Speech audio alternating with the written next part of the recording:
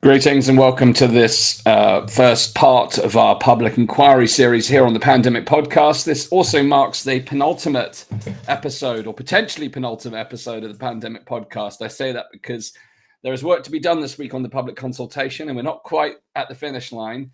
But this episode marks the first of our conversations in the build-up to the deadline of Thursday, where the UK government's initial consultation on the terms of reference of the public inquiry into the handling of COVID-19 closes at close to midnight. So tonight I'll be sharing some background on the public inquiry, some reflections, and also some work that we are currently putting together in order to develop a shared set of terms of reference that can be not only utilized with regards to the UK public inquiry, but also to encourage other nations to begin the process of public inquiry and to create a protocol, a set of terms that can be used worldwide based upon national inquiries, but also raising the question of what a global inquiry would look like to extend the overall analysis to look at country by country, the different approaches that were taken and how effective they were,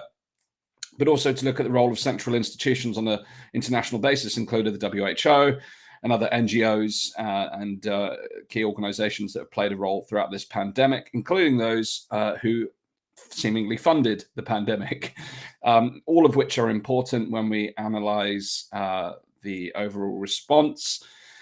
Interestingly enough, I shared this with our working party today. I read an interesting article in a scientific journal just recently, which examined the effectiveness of the COVID response based upon whether the country in question has a culture of individualism versus a culture of collectivism. And the paper found that the countries that were individualistic had a worse response in terms of COVID-19 than those have a collectivist response.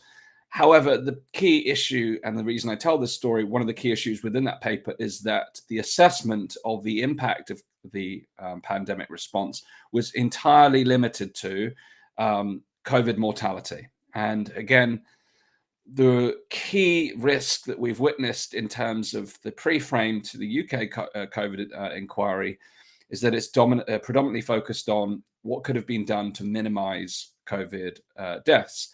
Now, of course, this is an important variable, but it is not the only variable and should never have been the only variable in tackling a pandemic. As we enter into this conversation today, and I'll bring up the terms of reference on the screen so we can talk through them, you'll notice there's really no recourse to prior public health guidelines. And one of the key elements that I believe this public inquiry must cover is what led us to abandoning prior public health principles in order to tackle COVID-19. I mean, was this because we panicked and it's the first time we faced a major pandemic of this magnitude for X period of time, or perceived to be a certain magnitude? What led to those decisions is of vital importance. But the other piece of the puzzle that is of vital importance is understanding. And actually, what's even more important is coming to a shared understanding of what a key set of metrics or a dashboard, if we were to evaluate how effective a nation has been in terms of tackling COVID-19, any evaluation that is limited purely to COVID metrics is deeply flawed, because it means you could ransack your entire economy, you could devastate your education system, you could absolutely drive your healthcare system into the ground, but you could say we've had minimal COVID deaths, but at what cost? And the reality is, no matter what approach was taken around the world, we have witnessed the collateral damage to policy responses, and we have to ask the question, and continue to ask the question, in fact, was the cure worse than disease? If you're only focused on the impact of the disease and not actually taking the conversation to examine the wider consequences on the institution, the key elements of our overall well-being, education, healthcare, economy, mental health, quality of life, all of these things that have been impacted, then I think we're missing the point. And my concern is we will risk missing the point in this COVID inquiry at the moment. The balance of its kind of preamble, the pre-frame suggests that that is the nature of the inquiry, which will likely follow along the terms of, we should have locked down earlier, longer, harder. But again, if we already start to quantify the cost of lockdown, and in fact, indeed, the ineffectiveness of lockdown, which, one of the other key questions needs to be, did the protocol deliver upon its intended objective? And that is going to be increasingly hard to actually quantify based upon the lack of cost benefit analysis in the first instance. But also similarly, it's, if I take a business analysis, if I was to run a marketing campaign, but I made multiple changes to the campaign mid-campaign, it would find it very difficult, at least, to actually attribute any positive or negative changes in the impact of the marketing campaign based on the fact that I did multiple changes at once. And there's no A/B testing, one versus the other. And we often saw what was described as a package of measures introduced simultaneously, meaning that actually causal relationships are going to be incredibly difficult to extract. There is some statistical approaches that you can use to try and extrapolate what was effective, what wasn't effective, but that's going to take a lot of work. And then indeed, it's going to require examination of external reference points as well, looking at other nations. So in short, it's complex. It's highly complex, but unless we actually get the baseline foundation of the inquiry geared towards a holistic assessment, which was why I referenced the story of, how this article that I mentioned that looked at individualist cultures versus typically collectivist cultures, which you typically find more in the East, which is fascinating to observe or devastating to observe in the context of the kind of Ukraine-Russia conflict. It's really brought the conversation to a broader East and Western culture war into the foray. But we need to, when we look at the impact of COVID-19, to say that the individualist countries suffered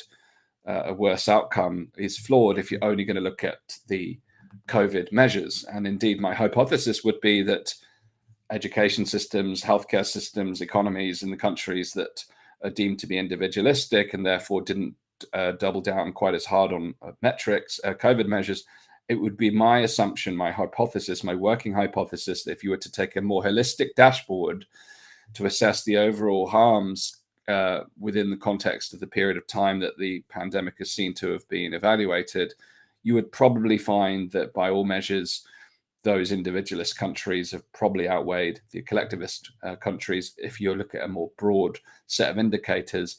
And in fact, this notion that, for instance, throughout the last 2 years, the campaigners, including myself, that were part of what was reduced to the freedom movement, you can call it the freedom movement, but actually really what it was about was trying to instigate some level of rationality and common sense and proportionality and appropriation of a balance of appropriate response measures.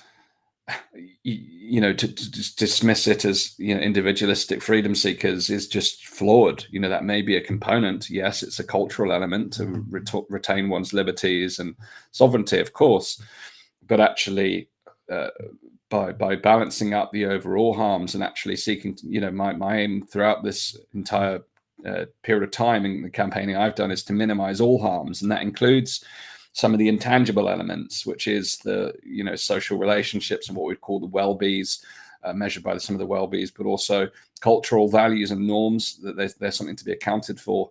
But indeed, the more hard, tangible pieces, economy, education, healthcare, you could argue actually that a more collectivist approach is to have a holistic approach. To me, the collectivist approach is the holistic approach. So I think that analysis is flawed. But I say all of this in the preamble to the conversation around the COVID-19 inquiry, because if we are at the outset not setting the appropriate scope of conversation and questioning, firstly, in terms of preparedness, what was the nature of preparedness that existed prior to 2020 and why did we deviate from that preparedness plan? And then secondly, what are the key metrics? The old adage, if you can't hit a target, you can't see. If you're going to create a dashboard that would give you indicators for how effective your response has been, what would be an appropriate set of indicators? Of course, you can't ignore the COVID indicators. They have to be part of that overall assessment, but they can't be the only part of the assessment. And my fear is as we've witnessed over the last 2 years, they have predominantly been the only part of the assessment. And it's critical that if we're going to go into a COVID inquiry, looking at the response, that has to be one of the biggest conversations that we have. The idea that there were too many unknowns is a fallacy, because if we are going to look through through a fine tooth comb the timeline of the unfolding of the pandemic, then we can quite clearly see that much of the early evidence, the early data, the early insights created a foundation that we could have built an appropriate set of policies upon. But for whatever reason, we entered into a great panic, and all of those sound foundations and rational assessments seemingly disappeared. Yes, of course, there's always unknowns, and you can mitigate and plan for some of those unknowns, and some of those things will cause curveballs that are unexpected. But this particular inquiry, if it fails to set an appropriate set of reference terms of reference, then it's really not going to be fit for purpose. So within this conversation, I'm going to take you through the terms of reference, and I'm also going to explain a little bit about the work that we're doing. And I say we, the collective we, my organization, Elevate International, the organization that underpins the Elevate Media and the Pandemic Podcast, but also more broadly as a coalition in terms of a post-pandemic reform committee that is currently under development. So to help me with this, I'm actually going to create, to show you a slide presentation where I've actually brought together some of the key points from the inquiry so that we can actually review those things together.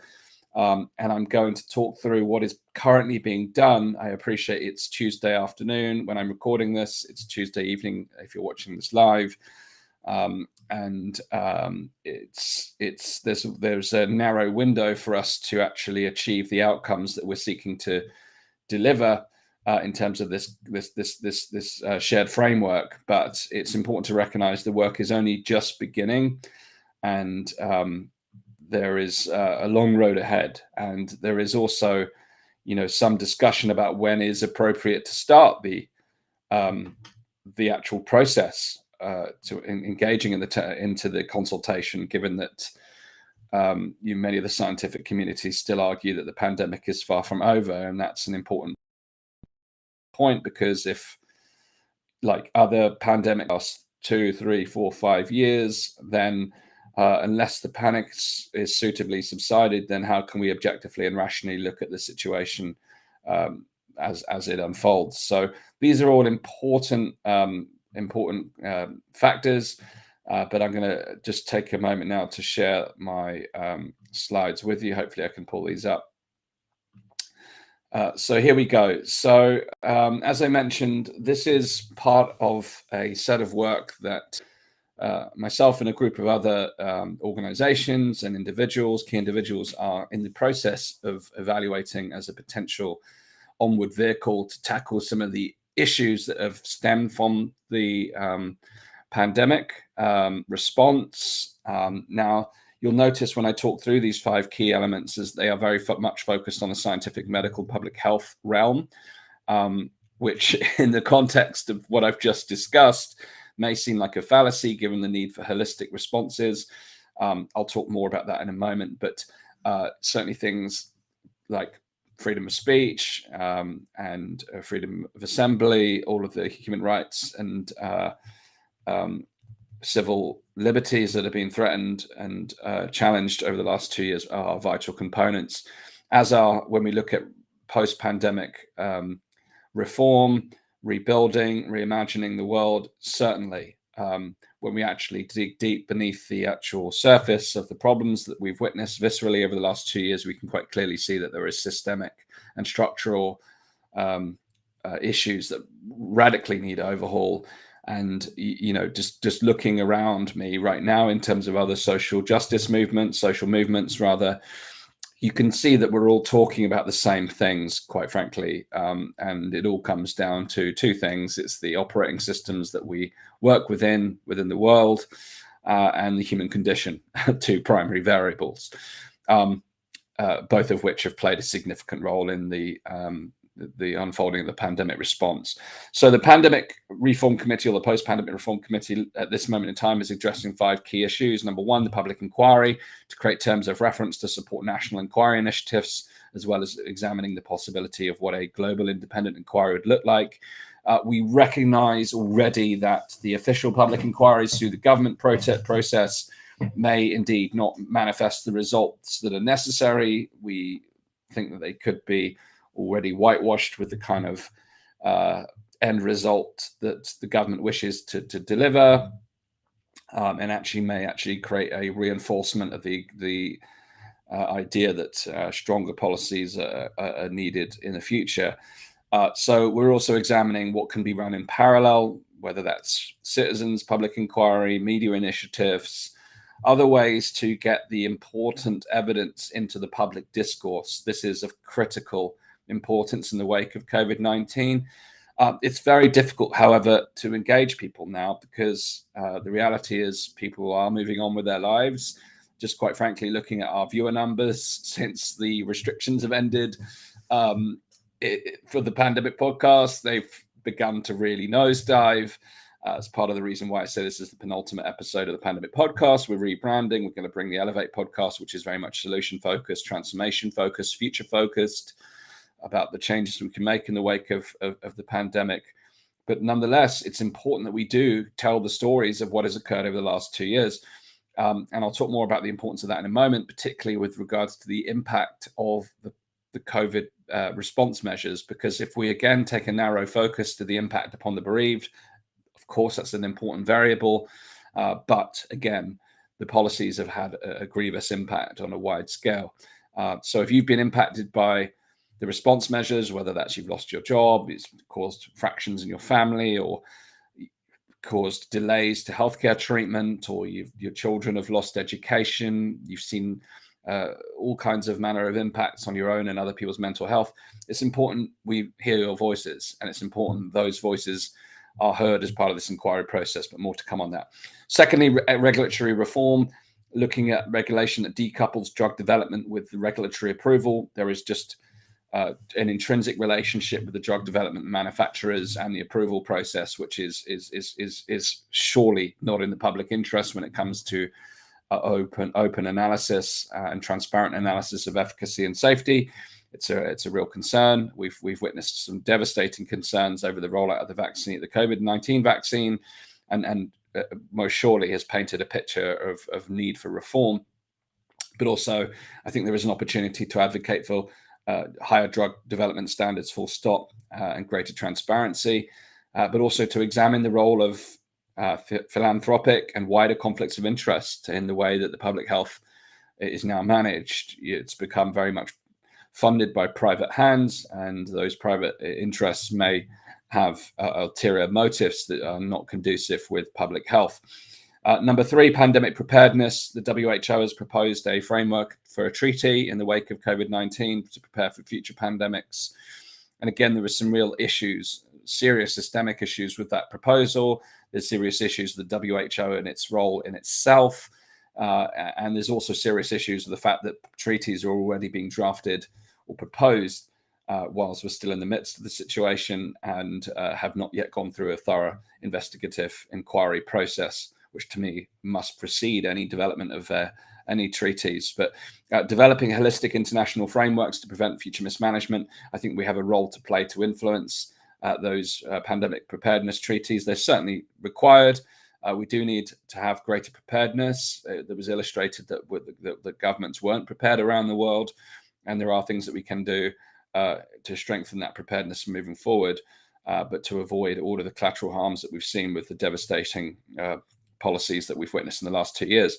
Number 4, global health governance. Again, looking at the role of the global health governance institutions and frameworks, including the WHO, looking at potential reform or replacement of the WHO, looking at alternative systems of global health governance on a more distributed or decentralized manner, looking at how we can manage the centralized components of sharing information on a global basis, whilst also creating devolved responsibilities and individual autonomy and agency within regions and states and nations.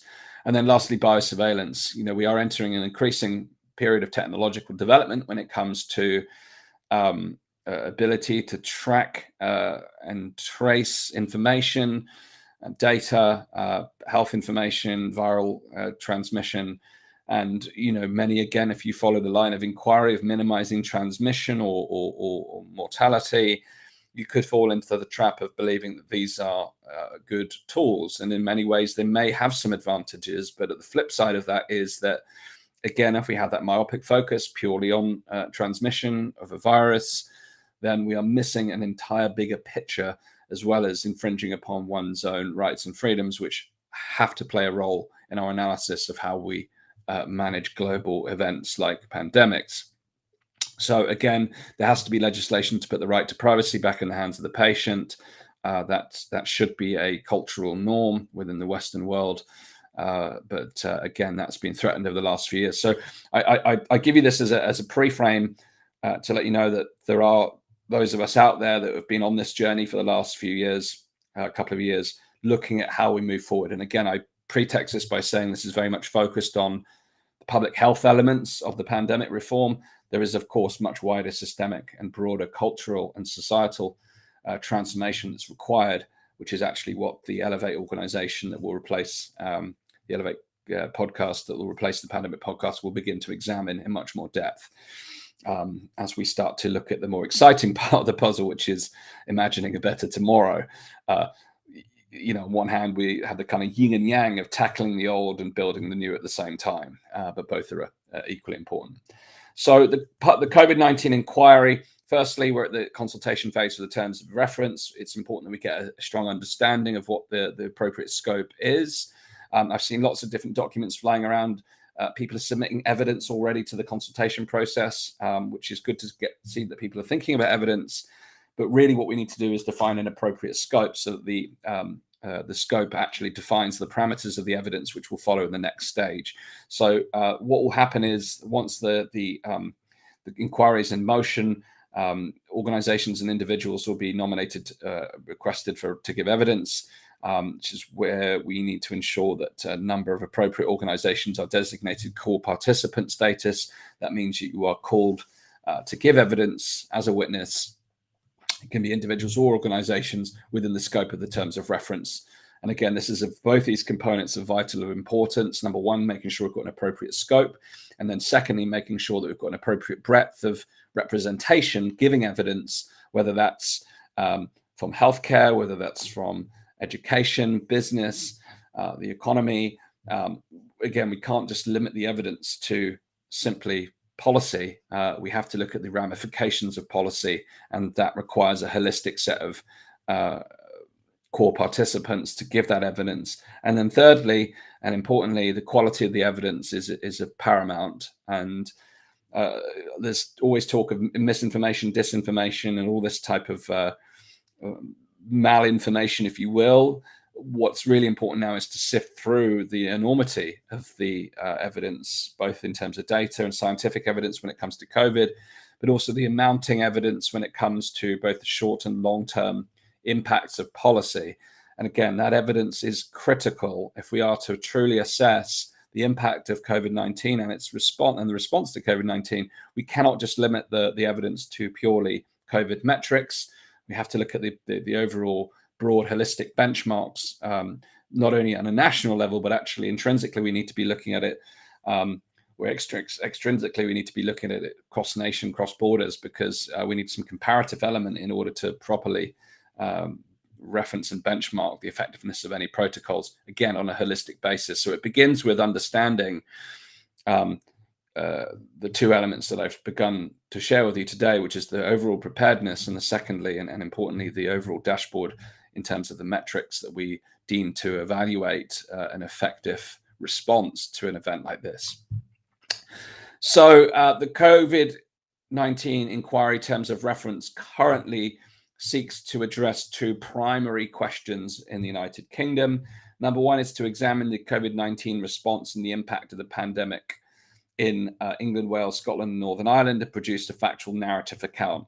Secondly, to identify the lessons to be learned from the above, and therefore, or thereby to inform UK's preparations for future pandemics.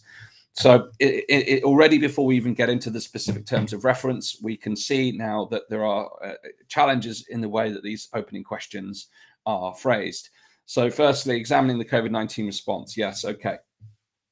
So examining the response in terms of policy.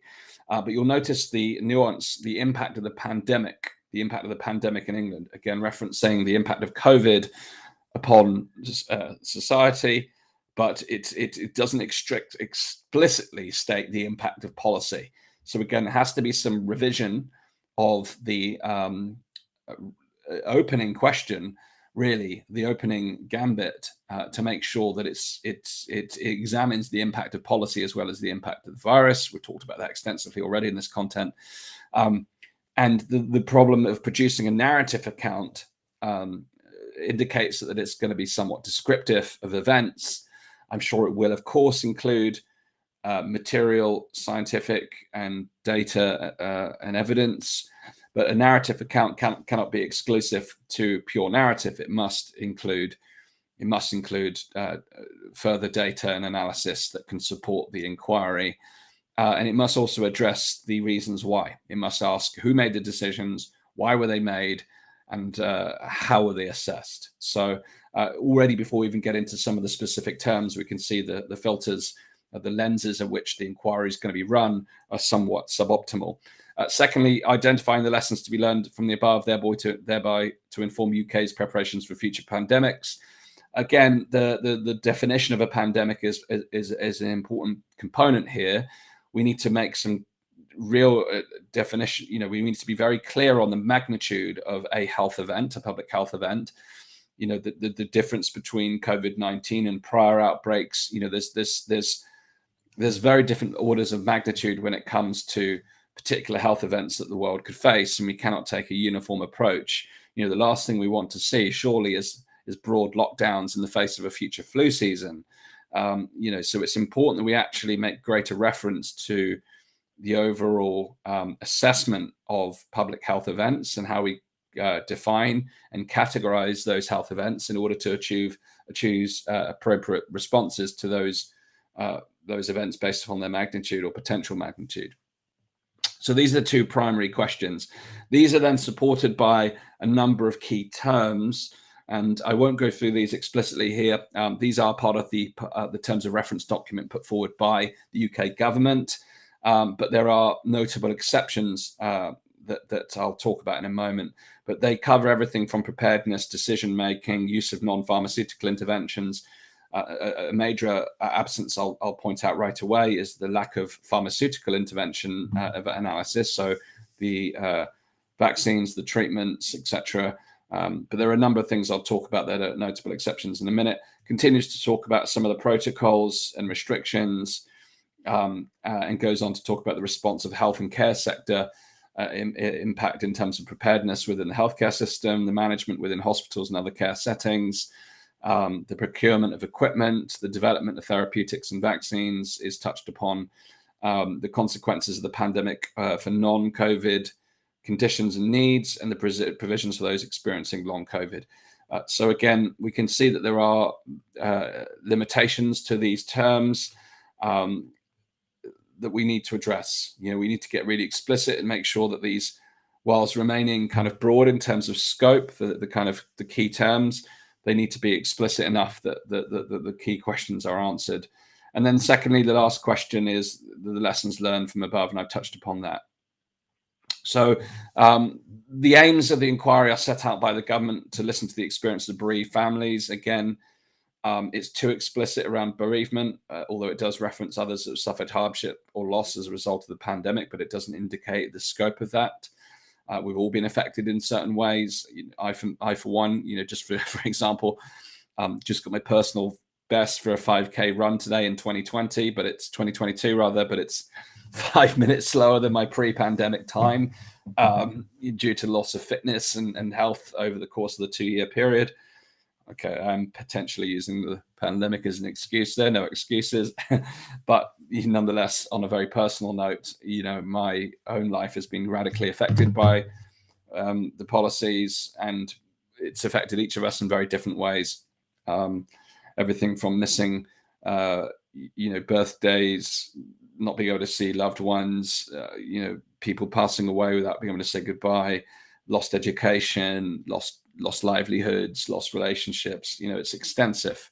It's extensive. People haven't been able to get married, go on holiday. All the things that bring quality of life, need to be encountered for when we actually look at loss and hardship, and not just bereavement and financial losses.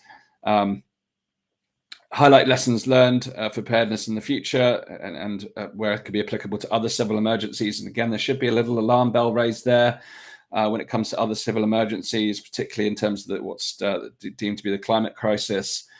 What gets quantified and explicitly referenced as a civil emergency.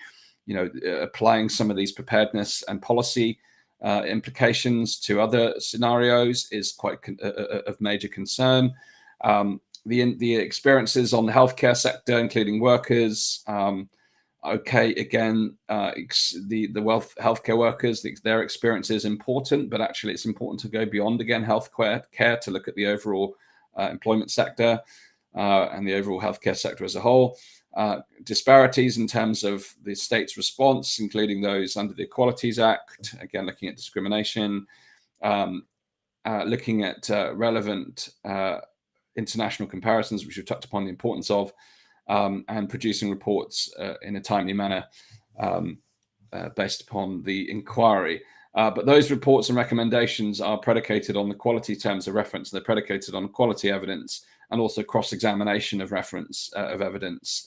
If you've got a bias towards, the most vehement of lockdown addicts or proponents of lockdowns, of course, you're going to see a bias in the response.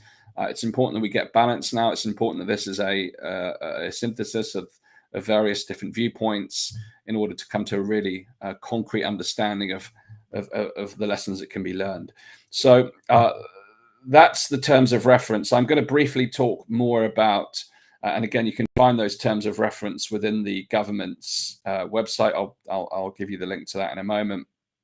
But again, just to whistle through some obvious omissions, the selection and maintenance of government advisors, how these advisory groups were formed, looking at the appropriateness and balance of expertise and who was selected, looking at democratic accountability within those advisory functions, looking at the lack of cost-benefit analysis, looking at the decision-making frameworks, looking at the lack of early assessment of risk, looking at the over-reliance on modeling and the lack of scrutiny on modeling, looking at the lack of policy assumptions that underpin policy decisions, looking at conflicts of interest, looking at ethical frameworks, looking at prior preparedness, looking at attribution of the data. That's all going to be included in the data elements, but looking at assessment of risk, looking at government messaging and advertising, the use of behavioral science and nudge. All of these are clear omissions. But again, we are going through this as a fine tooth comb. And I say we, the initial committee that has come together, a working party that's come together to go through this in depth, met today. We spoke for 2 hours together within a working party to really extract the key terms, because again, in terms of evidence, we know that the evidence is of magnitude of order in terms of its importance, but unless we get the scoping, the framework appropriately defined, and that has to be done in broad terms. We don't need to get into the granular at this stage. We need to make sure that the broad terms are defined, and actually, in terms of the granular, provide supporting evidence to help guide that process. That is an important component. But at the very front line of this, we've got to get the right set of terms to make sure that the inquiry has a sufficient scope to ensure that the appropriate evidence is delivered. And then beyond that, we need to make sure that the appropriate witnesses are given adequate airtime. And again, if we want to be impartial and non-biased when we look at this, really we want a real mix of different perspectives and evidence. Everyone's been affected in different ways, but what's essential is that is holistic. It's essential that we look at every facet of life that's been impacted by the response to COVID-19. It's important that we come to a shared of understanding of what an appropriate public health response looks like, and the inquiry needs to be asking these questions. Now, today's episode was really designed not only to give you an overview of the public inquiry in terms of the terms and the work that's been done. We had hoped to have prepared the consultation documents for you so that you can actually use these in the next couple of days to submit to the public consultation. You will be able to do that, but you're not going to be able to do that immediately after this episode. We will, as soon as it is available, place our link inside the description, but it's likely that I'll do another episode talking you through the actual document once it's ready. Now, there are other documents out there that you can use already if you're keen to get started. There's a document by the Together Declaration team. I'll put that on the screen for you in a minute and give you the links. And there's also a document by the Heart Group where you can already, again, make use of their material. So again, Heather have gone through this and they've given a really handy guide in terms of how to complete the consultation, and they've given a selection of omissions that you can use. Now, these are very much formed in terms of questions, and these are what I would deem to be the important supplementary information that's going to help guide the overall terms of reference.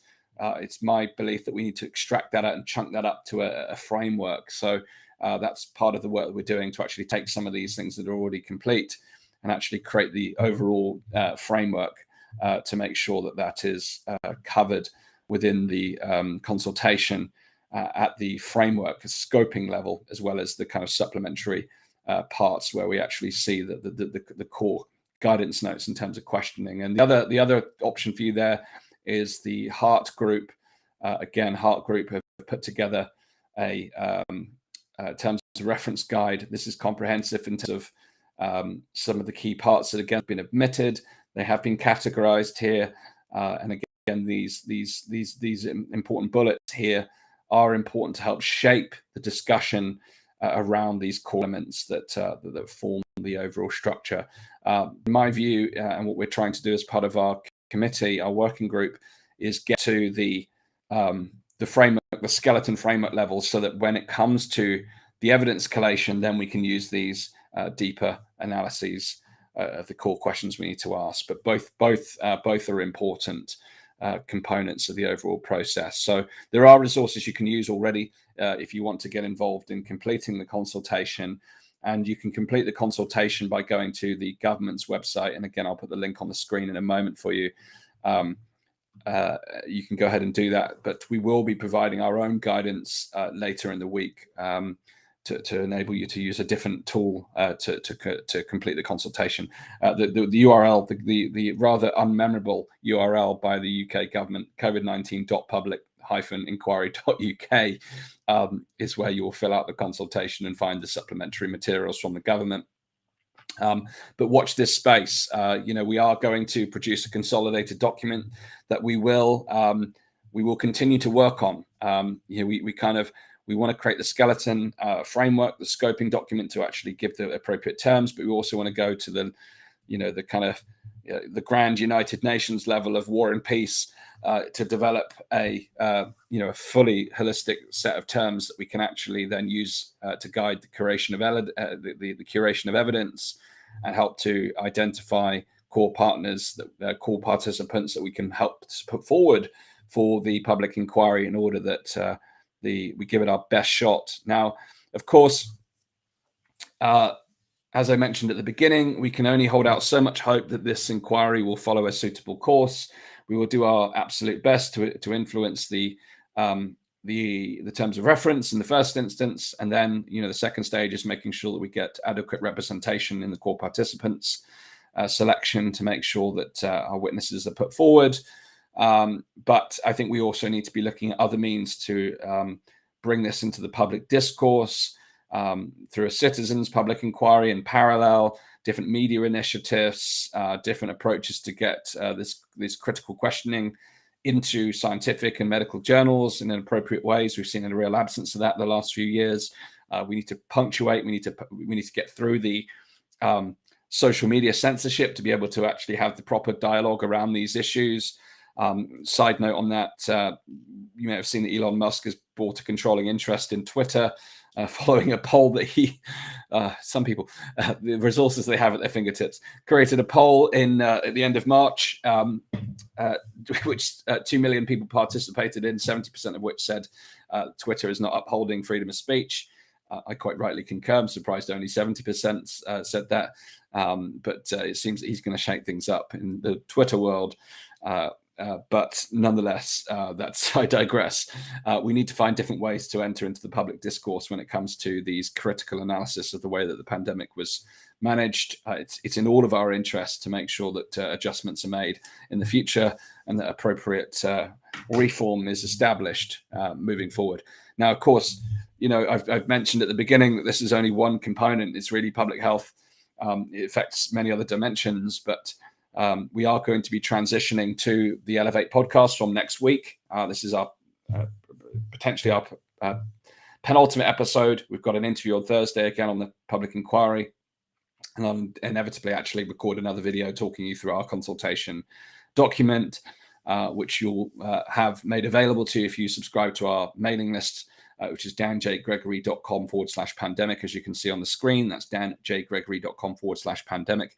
Even though we're transitioning away from the pandemic podcast, please do join the mailing list to make sure you get our terms of reference, and you'll get all of the updates about our transition to the Elevate podcast, where we're really going to start asking the questions about how we move forward from COVID-19, how we actually go on to create a better world, also taking into account what's happening in Ukraine and Russia. You're really getting to the systemic and structural issues and looking not only how we transform ourselves to tackle the human condition elements, but also how we create societal transformation in the world in the wake of these major events.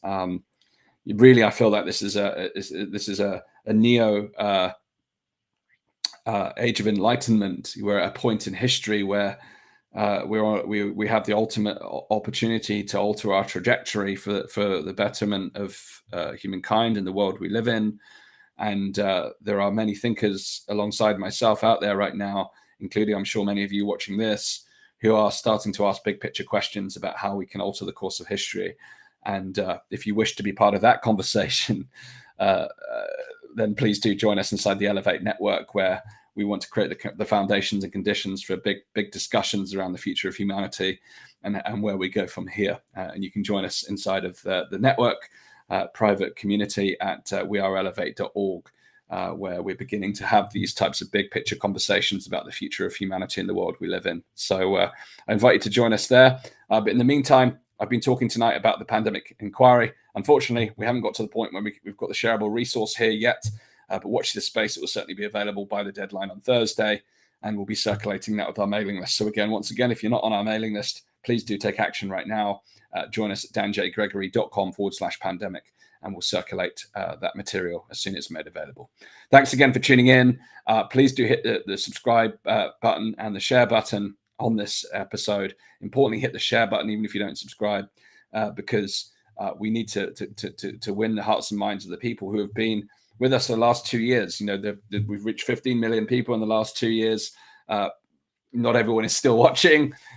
We need to re-engage in this period of transition and transformation to make sure that all of that attention that's been paid over the last 2 years into this critical conversation it pays off. I gave the analogy with the working group today. It's like when I completed the Athens Marathon in 2015, which actually, when I made the 5K reference, my personal best, I got all of my personal bests in 2015 when training for the Athens Marathon. But nonetheless, when I got to mile 21 in the searing heat of Athens, I wanted to give up. I wanted to walk off to the sidelines. But having trained all year to reach that point, of course, I finished those final 5 miles, the hard slog to get to the finish line and get the reward of the hard work that was done, not only on the day, but in the build-up. And the same is true here. Many of us have been paying critical attention to this for the last 2 years straight. I, for one, have been analyzing this from as early as January 2020. And whilst the pandemic podcast didn't begin until October 2020, believe me, much analysis went in under that period of time. And I'm sure many of you are the same. So now we've got to make that hard work count. And this public inquiry is our opportunity to do so. So please hit the share button. We do need to rally the troops. Those have been looking at this with an open mind for the last couple of years we do need to make sure now we have a holistic assessment of what's gone before us in order to make sure this does not happen in the same way again. We need a much more bright way, a much more holistic way to tackle future incidents like this. So hit the share button, subscribe to our mailing list to get in touch with us about our consultation. And I'll see you again this week. Just a very brief call to action as well. Another one on Wednesday night, tomorrow night, if you're watching this live, we've got a special guest joining us inside the Elevate Network, Alexander Beiner, who's the co-founder of Rebel Wisdom, a fantastic podcast also critically examining the changing state of our world. Alexander's going to be giving a 1 hour sense-making 101 tour, talking to you about some of the introductory and key paradigms when it comes to elevating our own sense-making ability, to give us greater sovereignty in terms of our ability to make sense of a changing world around us, walking through a number of different paradigms to help you understand how to deepen and broaden your own sense-making practice as we collectively come to a shared understanding of what's going on in the world as we make sense together. So again, you're welcome to join us tomorrow evening, 7 p.m. inside the Elevate Network. Go to weareelevate.org, join the sense-making circle, and look out for the events tab where you can register for our free event tomorrow night.